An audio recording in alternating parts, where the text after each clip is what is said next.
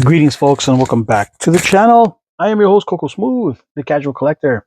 And in this segment of One Tell Scale Military Action Figures Takes, I'm showcasing the Top Fun Retro Toys MP-5 Assortment. Now, the link to the store will be in the description below. Please use the discount code Coco Smooth if you want to save up on a bunch of money when you're buying these things. Yeah, I have the best discounts. I have the best discounts of them all. All right, folks. But yes, so here's the deal. I chose my favorite models, ones that look like aesthetically, that they would look aesthetically pleasing with the weapon. Beachhead being one of those that just, especially the classified Beachhead, who looks like he could use any kind of weapon.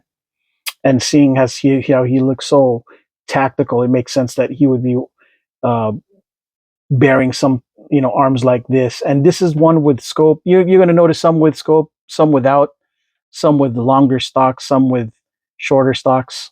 This happens to be the one with the scope and the longer stock, right? Just plain in black.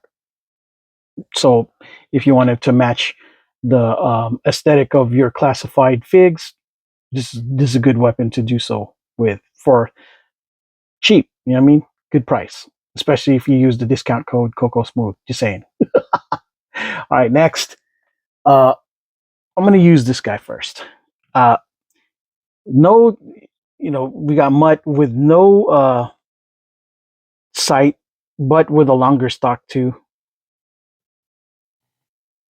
I give it to him because I know that he in his original thing he was more of a Mac 10 guy, Uzi, but I figured why not? He can use an MP5 too.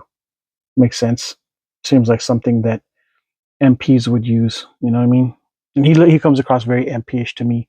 Speaking of MPs, closest thing to an MP that we got here is Night Force Shockwave, which I got him using the one with the scope, but with also a longer buttstock.